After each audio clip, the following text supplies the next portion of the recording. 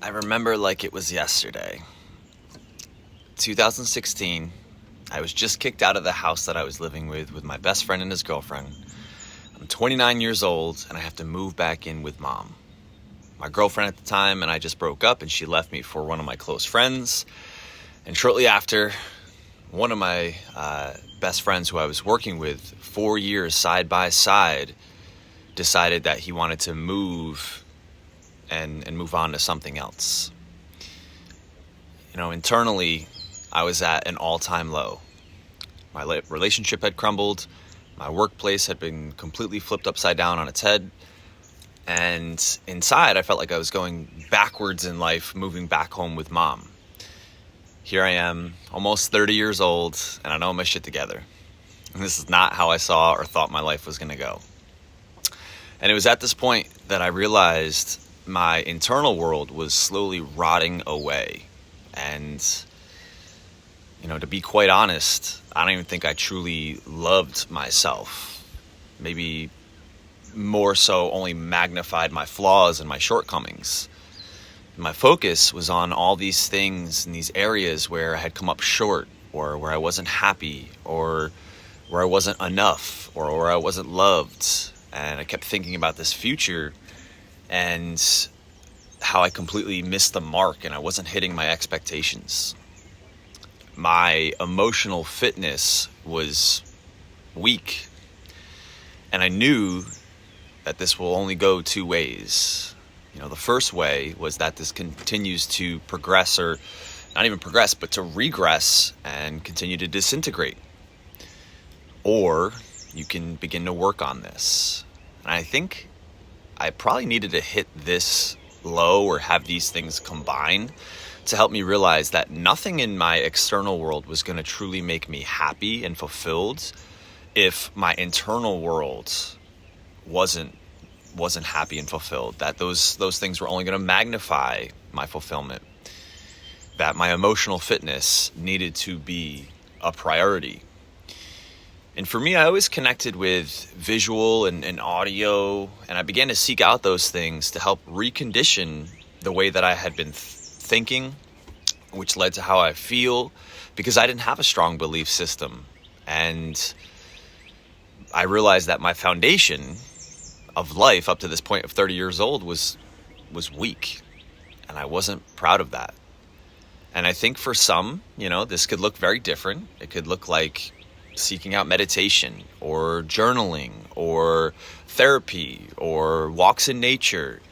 And I found myself finding things and messages and people visually, through searches that worked in the personal development or the self-development space, and connecting with the methods and the processes to begin to identify our own patterning, conditioning, and behaviors. And I began to learn about those things and understand those things, and to put in the work to understand myself. And the more that I began to understand in this area, the more things began to make sense, and the more things clicked, and the more that I learned.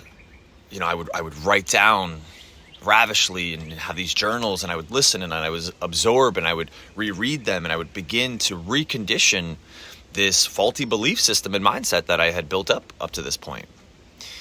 And I remember very early on reading a quote and hearing this quote, writing it down, and it was something along the lines of like, you either condition yourself and your mind daily, or you get conditioned daily, which will ultimately have you living in fear, reaction, unhappiness, and unfulfillment. The takeaway was to condition yourself daily and to take charge of that. And that hit me hard. And I realized that I was allowing everything to shape my reactions, my state of mind, and that I wasn't in the driver's seat of my own life. And I realized how this affected every area of my life, from how I communicated with others, to my workspace, to all the responsibility that I owed in that relationship falling apart, to my closest friend wanting to leave, and everything in between, because that was my responsibility. And at almost 30 years old, I was I realized that I was living a life, I was living a story that had put me into a state of mind that wasn't optimal. But what was powerful is I could change that. And I knew that it wasn't going to happen overnight. And I knew that it was a process that I would have to commit to daily. And I needed to find something that worked for me to integrate into my life.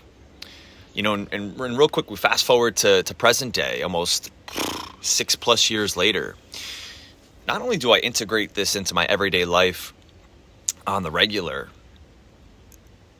but what's beautiful is I integrate it into my work life. And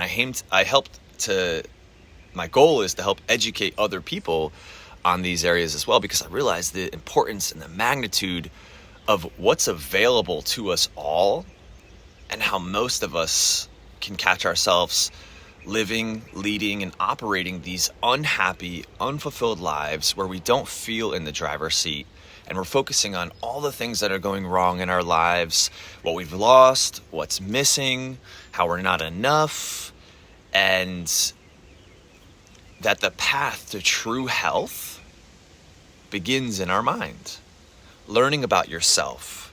How did you come to think in these ways? These patterns that run our lives, and asking yourself, do I want this pattern to run my life? And if not, what do I need to do to work on that? Or just the daily habitual language that we use and how that shapes our experience. Because what we label our experience with words becomes our experience. And I knew, just like eating nutrient-dense food and moving the body daily, working on the self, the mind, to create the space for optimal health begins in the mind.